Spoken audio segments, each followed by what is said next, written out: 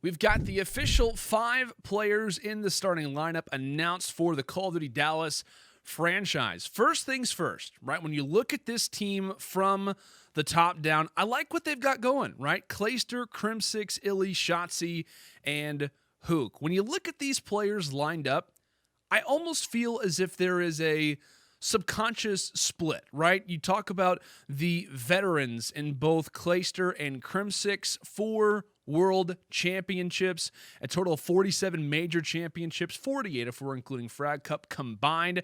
Crimsix, of course, known as the most winningest player in Call of Duty history. He's in the GOAT conversation. And then also Clayster, he currently sits 7th among overall tournament wins as well. And then we go over to prize money. Clayster and Crimsix sit right next to each other in 2nd and 3rd. Over $1.4 million in prize money combined between these two legends. So like I said, there's a lot of experience here. There's a ton of history with these two players as well.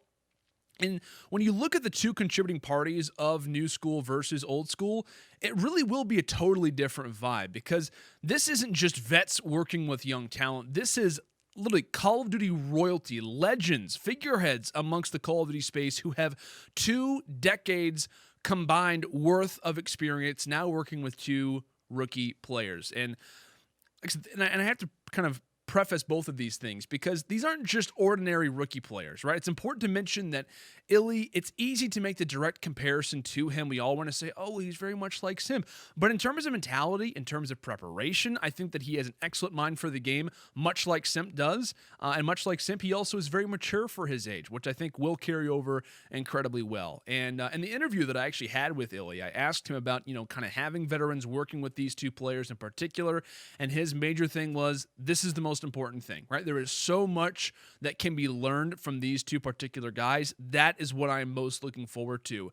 And I was really happy to hear that, because like I said, we talk about bringing in rookie players, what their mentality is. That's what I wanted. Like sometimes whenever you ask a rookie, like, oh, what are you most excited about? And this could even relate to regular sports.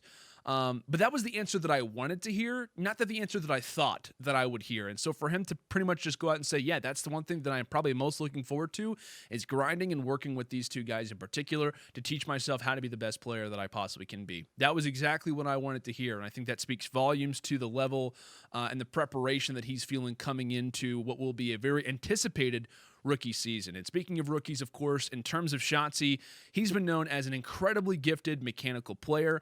He's also been known in the Halo scene for his ability to adapt. And I want to kind of target that word for a moment, adapt, because that is exactly what you want to hear in terms of a player coming from the Halo scene over to Call of Duty. Because the only issue that I have with players coming in from Halo to Call of Duty is the transfer time, right? It's the growing pains of switching games. Hook, whenever he returned to Call of Duty, by no means was he the same at the start of World War II. It took time, right? It took a few events for him to start to get back to his old self. Most recently, Frosty, right? In terms of the start of his year, by no means looked as solid as he did toward the final few events of Black Ops 4. I mean, there was a lot of people who talked about him, basically claimed that there was a few issues, kind of minor problems that he had that he needed to kind of work on with his game in terms of rotations at hardpoint, the ability to communicate, things like that. It takes time for those things to develop, and so to have a guy who is known very well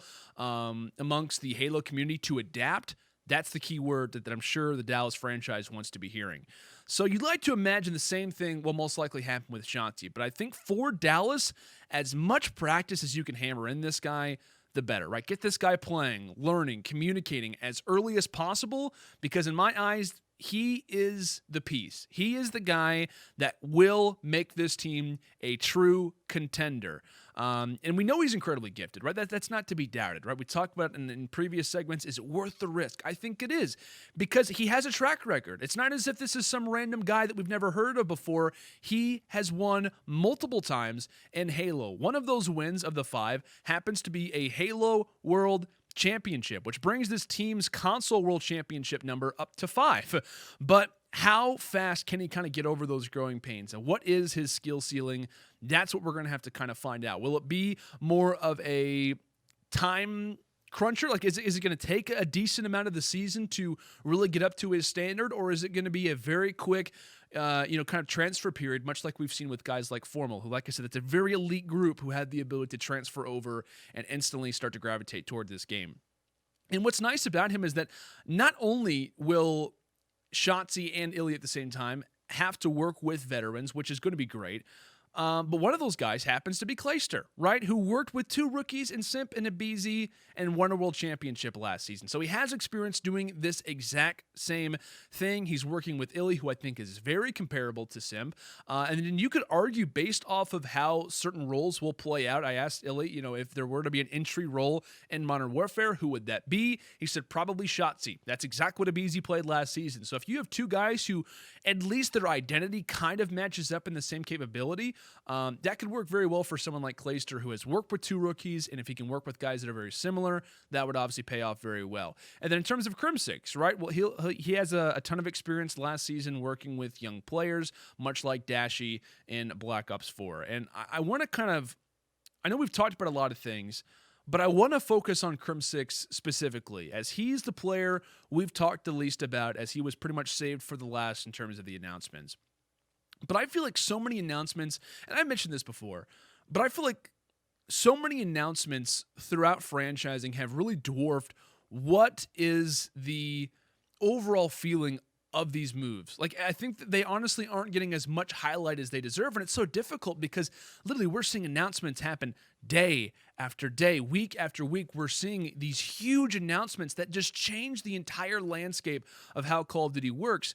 But it is insane to think about. It's crazy to think about that we're seeing Crimsix join another organization. And people will say, well, it's franchising, right? It's supposed to happen. Crazy is to be expected, which is true.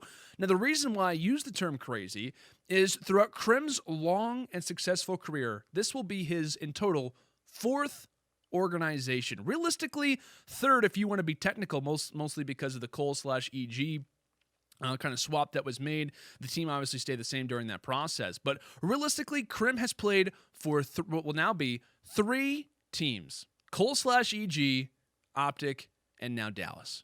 And what a culture shock that is, right? To think after all these years, Hastro and the guys from Envy have not only landed Clayster, but they've also got Crimsix, right? 2 guys they have stared across the main stage at for a decade, and now they're representing them. This could honestly be the team, and we're just being totally honest here, this could realistically be the team where Crimsix retires. This could be the organization of which he does that, where Clayster retires. Let that sink in for the moment. This could be the final time that we mention Crim has joined a new team. Clayster has joined a new team. That could be the final time that we talk about this. And in that announcement video, Crimsix basically said, I'm still here because I want to prove that I'm the greatest of all time. And what happens after he does that? Right? What happens if he starts winning championships with this roster and it becomes evident who the GOAT evidently is? What happens then?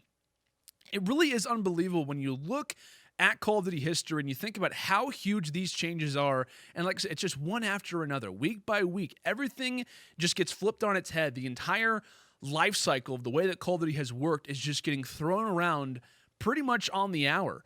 Now, we've talked about the players together, though it's going to be interesting to see how these guys mesh. I like the young guns, and I like how they're going to kind of mix with one another. But my big thing for this team does come from the veterans, right? We know the slang talent when it comes down to ARs, and my big thing is not only the slang talent that could exist, because we know what we're, for the most part, going to get from the SMG side of things, the flex rolls, if you will, in terms of that young core. But when it comes down to the veterans, right, what are they going to provide when it comes down to the ARs, most likely? And what could happen with the possible arguments? Now, you got to be careful about that word, because I did see the tweet. I know everyone's probably thinking, oh, wait, did he see the tweet that Clayster put out? I did. I saw Clayster's tweet that read, basically, that he and Krim have talked about the leadership role and they feel good about their conversation on it. Respectfully, I appreciate that. I'm glad that they've talked about it, but that doesn't make my worry any less, because when they're in the heat of scrimmaging, matches, whatever it may be, both of these guys like to be in that leadership role and often won't take anything from other players. Now, I believe they deserve that right from a history standpoint. But this is putting two of the best minds and two of the most well-known players in Call of Duty Esports history together and saying, work together. You guys got this.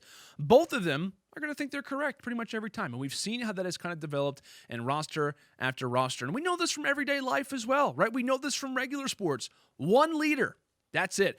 One guy has to be the defined number one in terms of captainship, right? When LeBron came to Miami, you know what happened? Dwayne Wade stepped aside. He said, you know what? This has been my team, but since you're coming on board, this is your team now. I'm happy to play second fiddle. And I don't know which player, in terms of Clayster and Crimsix, will do that. I don't know who's going to do that, if that even will take place. There's a reason why there's one pope, one president. You need one guy to be the decision maker. Many teams have struggled with that, and I hope that Clayster and Crimsix can, in fact, work that out. And I think if they can do that, and if this game balances itself out to be more of a slower paced game, I really do think the sky's the limit for this group. I absolutely do. But we have to be honest with ourselves a little bit, right? The level of talent that exists, most likely with what will be the SMGs and the flex roles, looks to be where a majority of where the slang is going to come from, right? There's going to be a ton of pressure, not only on Hook, but on Illy and Shotzzy in their rookie season to make this team a true contender, right? Illy is still my call for Rookie of the Year, just making that known as early as I possibly can. But Dallas, I think they've got a really solid group behind them with what I believe, if things do go right in terms of Shotzzy pans out, Illy plays to the level that he's capable of, Crimsix and Clay can kind of work out with one another. We know what we're going to get from Hook. This team has a great chance of succeeding in a title like Modern Warfare where the spotlight absolutely will be on them. And if people didn't already associate, they do now, right? An organization by Envy, who at this moment, the longest running brand in Call of Duty Esports with two players, one of which is the winningest of all time, who comes from two teams, both of which were dynasties, the other coming off of a world championship run, and who, regardless of the team, has made every roster/organization that he's been a part of one of the fan favorites. They have titles, and they have a history of winning and having a lot of eyes and a crowd around them, right? There's going to be a lot of eyes on Dallas this year, and they are by far one of my most anticipated teams to watch when it comes down to the CDL.